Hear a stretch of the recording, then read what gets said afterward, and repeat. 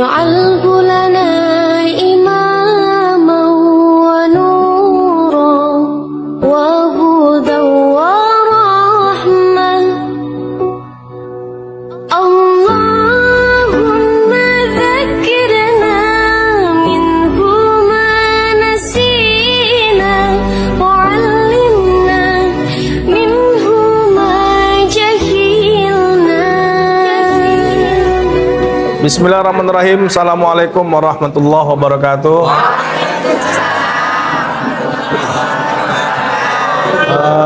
Ibu-ibu yang kami hormati dan muliakan, tentunya pertama sekali kita memanjatkan puji syukur kehadirat Allah Subhanahu wa taala atas segala limpahan rahmat dan karunia yang Allah berikan kepada kita, sehingga pada hari ini kembali kita bersama-sama berhadir melaksanakan kegiatan rutin kita di setiap hari Senin dalam rangka tahsin Quran.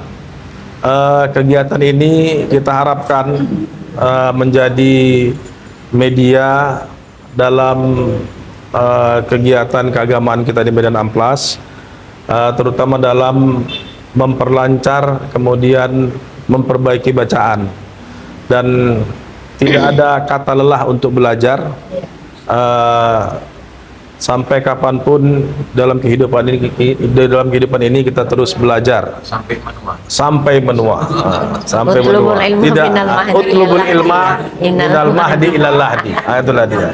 Jadi tolong kepada ibu-ibu ini supaya jemaah kita ini terus bertambah kalau bisa, jangan berkurang. Ini kegiatan rutin, bukan Ramadan ini aja. Ini sampai setiap hari Senin dari jam 10 sampai jam 12.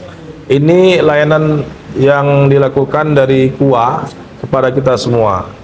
Jadi kita berharap ibu ini menyampaikan kepada kawan-kawan yang lain, mana tahu masih ada mereka memiliki waktu yang luang, bisa bersama-sama kita bergabung di sini. Kita ramaikan kegiatan tahsin Quran ini, sehingga nanti Medan Amplas ini dikenal sebagai kecamatan yang sangat aktif dalam kegiatan keagamaan. Ini saja barangkali.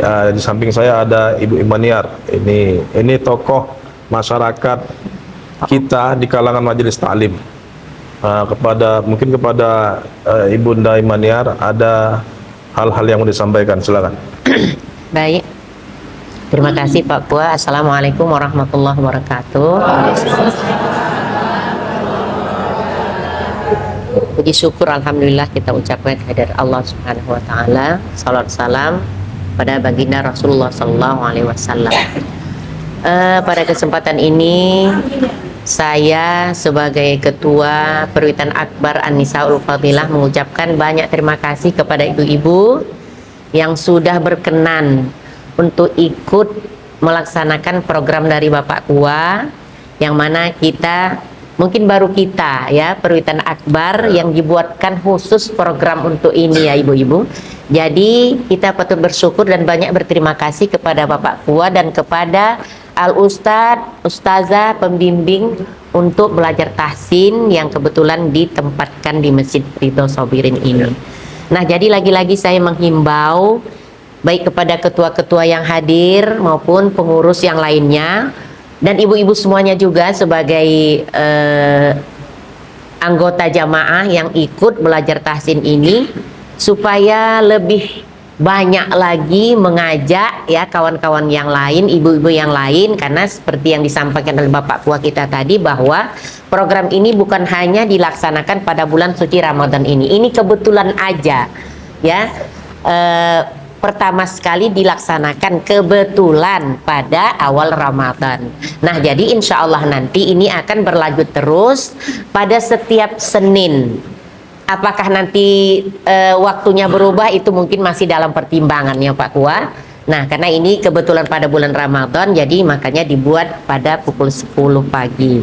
Untuk berikutnya nanti mungkin ada perubahan jadwal, kita kembalikan kepada Bapak Kua dan ibu-ibu penyuluh ini, karena mungkin waktunya mungkin ada kegiatan lain, atau kita juga mungkin ya berkeberatan pada pagi hari, dan bagaimana selanjutnya itu nanti akan kita bicarakan kembali setelah Ramadan. Tapi yang pasti pada saat Ramadan ini masih ada satu hari Senin lagi pada minggu akan datang, kita tetap akan melaksanakan kegiatan ini.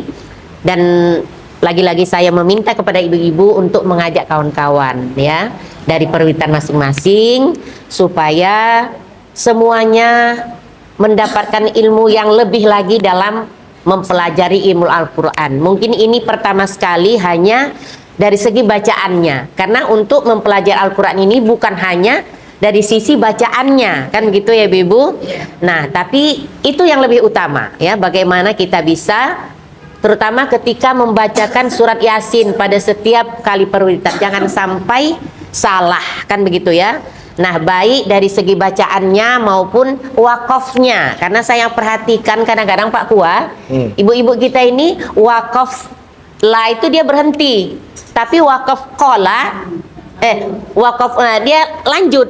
Nah, jadi ini ada adab membaca Al-Quran. Kenapa Allah membuatkan itu ada wakaf-wakaf tertentu? Tentu ada tujuannya ya, ada titik komanya. Nah, jadi insya Allah nanti ya setelah belajar tahsin ini bagaimana membaguskan Al-Quran, juga kita mengerti bagaimana kita harus wakaf, bagaimana pula kita harus ibtida ya. Insya Allah nanti semua akan kita jalani supaya menambah wawasan dan pengetahuan kita dalam mempelajari Al-Quran. Terima kasih sekali lagi pada Pak Kua dan kepada Ustadz penyuluh, begitu juga Ustazah. Mudah-mudahan senantiasa kegiatan kita ini dalam ridho dan lindungan Allah SWT. Amin. Nah, mudah-mudahan kita sehat selalu dan kita dapat melaksanakan ibadah puasa kita ini, dan insya Allah kita semua akan mendapatkan prestasi takwa. Insya Allah, amin ya rabbal alamin. Demikian mungkin Pak Kua. Terima kasih. Assalamualaikum warahmatullahi wabarakatuh. Waalaikumsalam. Baik, terima kasih Ibunda sekalian. Barangkali sampai hari ini kegiatan kita sampai di sini dulu, karena sudah mendekati waktu zuhur. Kita akhiri. Billahi taufiq hidayah. Wassalamualaikum warahmatullahi wabarakatuh. Waalaikumsalam warahmatullahi wabarakatuh.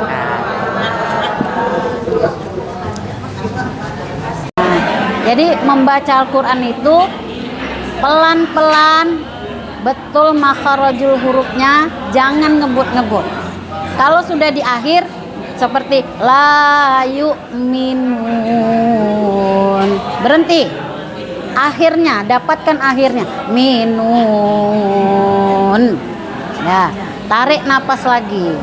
Ya. Jangan Ibu kayak orang baca dilengserkan la yu'minuna wa salah. Baca seperti itu salah. La yu'minun.